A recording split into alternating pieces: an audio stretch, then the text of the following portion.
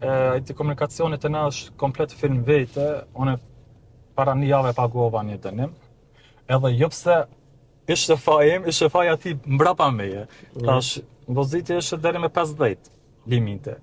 Po, i din janë një grupe njerëzve që të mbrapa të rrinë, dhe vetëm t'i ka dhe në ato dritat, edhe unë të bëj pak një të kalem që dalë në këtë anën tjetër, 60 e kalova shpejtësinë, normal policia ndale.